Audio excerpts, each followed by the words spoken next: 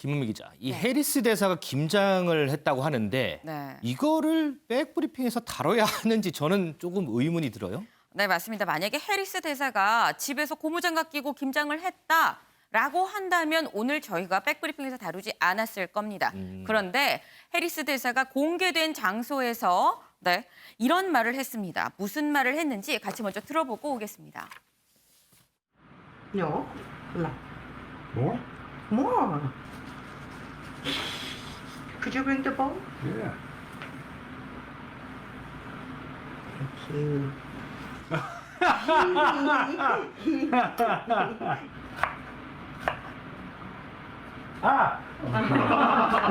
Good job. Good job. It's too much. Too much? Yeah, too much. Well, I think that there are some pretenders out there, but there's nothing more Korean than kimchi. 네, 들으셨나요? 네. 이렇게 바깥에 도전자들이 있지만 어쨌거나 김치보다 한국적인 음식은 없다라고 말을 했습니다. 그러니까 김치는 한국 거 땅땅땅 이거죠. 그런데 이거 당연한 얘기잖아요. 김치는 우리나라 게 맞잖아요. 맞습니다. 김치는 누가 봐도 한국 겁니다. 그렇죠. 그런데 이 부분 바깥에 김치의 거리를 주장하는 그러니까 바깥에 도전자들이 있지만이라고 얘기를 했는데요. 근데 이거 무슨 말일까요? 바로 중국 얘기인데 네. 이쯤 되면 무슨 말인지 좀 감이 오실까요? 앞서 제가 얘기했던 김치의 종주국은 중국이다 이렇게 주장하는 중국 얘기하는 거죠? 맞습니다. 네, 당시 보건복지부가 그 논란이 있었을 때 우린 이미 20년 전에 국제 표준으로 김치를 등록을 해놨다라고 논란을 일축을 했었었는데 네. 사실 논란의 당사자인 우리나라 그리고 중국이 아니라 제3자인 미국이 김치 종주국은 한국이다라고 우리나라 손을 들어준 셈입니다. 그런데 이게 혹시 한미동맹 차원에서 우리나라 편 들어준 거 아닌가 뭐 이런 생각도 하는데 네. 이 해리스 대사 하면 이 김치 말고 김치뿐만 아니고 우리 한식도 상당히 좋아하는 걸로 저는 알고 있거든요.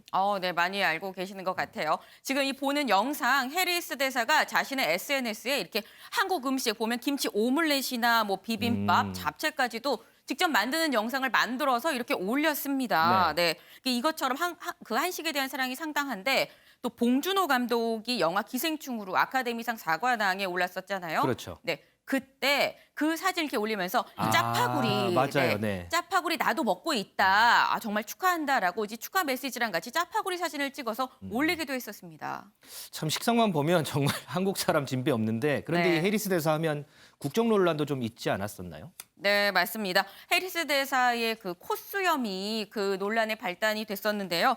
해리스 대사는 일본계 미국인입니다. 그런데 해리스 대사의 코수염이 아무래도 옛날 조선 총독부를 좀 연상하게 한다라고 해서 한때 논란이 됐었습니다. 네. 근데 그래서인지 해리스 대사 지난 여름에 보시는 것처럼 코수염을 시원하게 밀었습니다. 그러네요. 네, 그래서 왜 밀었나 물어봤는데 당시 해리스 대사 이렇게 얘기를 했는데요.